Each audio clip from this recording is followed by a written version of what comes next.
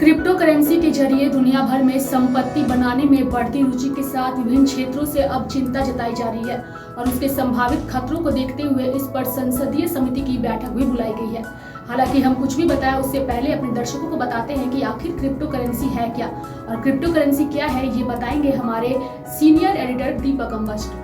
दरअसल crypto currency जो आपने पूछा कि ये है क्या, तो क्रिप्टो करेंसी एक डिजिटल कैश प्रणाली है जो कंप्यूटर का एल्गोरिदम सिस्टम जो है उस पर ये बेस्ड होता है और इसमें आपको कोई कैश इन हैंड जैसा कुछ नहीं होता। कैश जो है आपको सामने दिखता है, वो डिजिट में कंप्यूटर पे आपको नज़र आ जाता है। नटसेल में क्रिप्टो करेंसी यही है।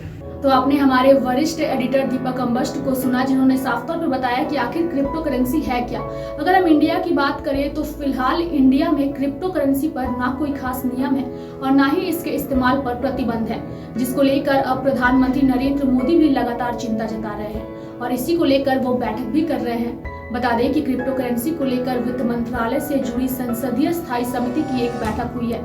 बता दें कि यह बैठक पूर्व वित्त मंत्री और इसके साथ ही स्थायी समिति के चेयरमैन जयंत सिन्हा की अध्यक्षता में हुई और इसके साथ ही आपको बता दें कि समिति के सदस्यों का मानना है कि डिजिटल करेंसी में निवेश पर रोक नहीं लगाई जा सकती है, हालांकि इसे रेगुलेट जरूर किया जा सकता है।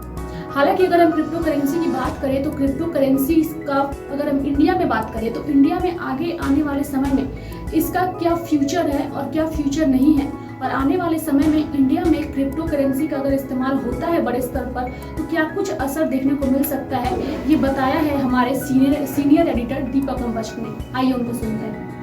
देखिए, इंडिया अपवाद नहीं हो सकता है। पूरे विश्व में अभी क्रिप्टो करेंसियों की धूम मची हुई है। भारत भी इसे अछूता नहीं है और खासकर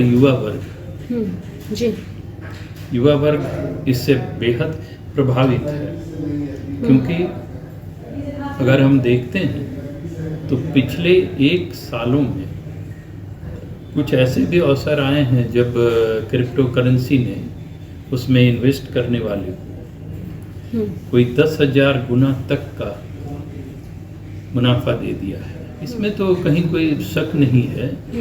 जब आप रियल करेंसी में आप देखते हैं कि इतने सारे हैकर्स लग जाते हैं, एटीएम खाली कर देते हैं, किसी का अकाउंट से पैसा निकाल लेते हैं, और जब ये डिजिटल प्लेटफॉर्म पे है तो इसका खतरा कई गुना अधिक हो जाता है और अभी तक इस पे कोई रोक लगाने जैसी कोई बात अभी तक सामने नहीं आई है। आपको मैं बताऊं कि कुछ वर्षों पहले अमेरिका की जो गुप्तचर एजेंसी है जो वित्तीय मामलों को भी देखती है, FBI federal bureau of investigation, उसने अपनी एक रिपोर्ट में यह आशंका जताई थी कि जो वर्चुअल करेंसी है या क्रिप्टो करेंसी है, ये आने वाले समय में बड़े वित्तीय घोटाले का जरिया बन सकती है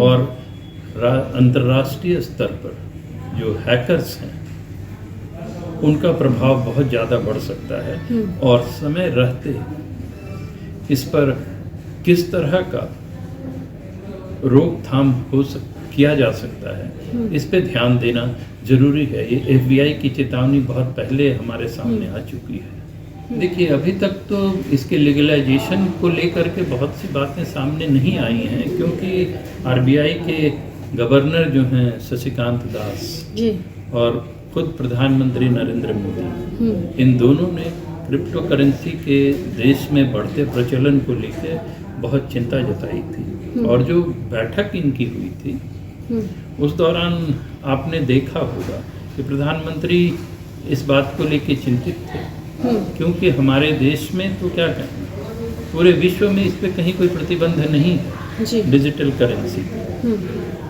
और हमारा देश भी इसका अपवाद नहीं है। हमारे यहाँ भी कोई इस पे प्रतिबंध नहीं है, लेकिन इसकी कोई नियमावली भी नहीं बनी हुई है कि इसको हम कैसे कंट्रोल करें, कैसे इसको गाइड करें। वित्तीय घोटालों से इस अपने इन्वेस्टर्स को हम कैसे बचा सकें। तो खतरे तो इसके हैं, और प्रधानमंत्री और आरबीआई और वित्त मंत्रालय ये सब इस बात को लेकर चिंतित हैं। इसके लीगलाइजेशन की अभी तक कहीं कोई बात नहीं आ रही है, लेकिन कुछ ना कुछ रास्ता जरूर निकालने की सरकार कोशिश कर रही है। उसी बैठक में ये भी बात सामने आई थी कि एक संसदीय समिति है जिसकी अध्यक्षता पूर्व वित्त राज्य मंत्री जो जयंत सिन्हा अभी हमारे हजारीबाग के सांसद भी हैं, उनको बनाया गया है, वो अध्यक्ष हैं। और वो समिति जो है इस बात का अध्ययन करेगी कि आने वाले समय में हमारे जो वित्तीय संस्थाएं हैं उनको क्रिप्टो करेंसी के तौर तरीकों से कैसे निपटना होगा, उनको किन बातों का सामना करना पड़ेगा। इस समिति में यह अध्ययन किया जाएगा और वो अपने सुझाव सरकार को, आरबीआई को, वित्त मंत्रालय को समिति देगी, और उनके सुझाव आने के बाद इस पे चर्चा हो सकती है कि क्या देश में इसे मान्यता दी जाए, इसे प्रतिबंधित किया जाए।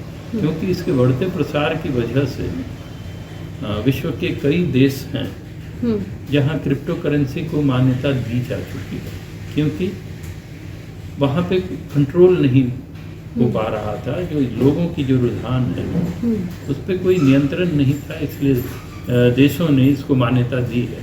और हो सकता है कि संसदीय समिति के सुझाव के बाद इसे नियम कानून में बांधा जाए और एक ऐसा रास्ता निकाला जाए कि वर्चुअल करेंसी भी चले और हमारी करेंसी भी चले। तो आपने हमारे वरिष्ठ एडिटर को दीपक अम्बष्ट को सुना, और वहीं दूसरी तरफ क्रिप्टो करेंसी को लेकर 13 नवंबर को प्रधानमंत्री नरेंद्र मोदी ने भी बैठक की थी। पीएम ने क्रिप्टो करेंसी में निवेश पर भारी रिटर्न के भ्रामक दावों पर चिंता जाहिर की थी। और ऐसे में अब देखने वाली बात होगी कि क्रिप्टो करेंसी के बढ़ रहे प्रचलन को लेकर इंडिया में इसको लेकर के भारत की सरकार क्या कुछ क्रिप्टो करेंसी को लेकर के नियम कानून लागू कर सकती है, ये भी देखने वाली बात होगी। लेकिन एक तरफ हम कह सकते हैं कि क्रिप्टो करेंसी जो है वो काफी ज्यादा आगे आने वाले समय में भ्रष्टाचार को बढ़ावा दे सकती है, क्योंकि यह एक डिजिटल करेंसी है। और ऐसे में डिजिटल करेंसी से कहीं ना कहीं हैकर्स जो है उनको एक आसान तरीका मिल जाता है अपने भ्रष्टाचार को और अपने काम को आगे बढ़ाने के लिए। तो ऐसे में देखने वाली बात होगी कि आने वाले समय में क्रिप्टो करेंसी को लेकर के भारत में क्या कुछ नियम कानून इसको लेकर लागू किए जाते हैं। तो मेरे साथ इतना ही, देखते रहिए लगातार न्यूज अपडेट के लिए आप हमारे चैनल को सब्सक्राइब करें। आप हमें फेसबुक और इंस्टाग्राम पर भी फॉलो कर सकते हैं। बने रहे लगातार.in के साथ।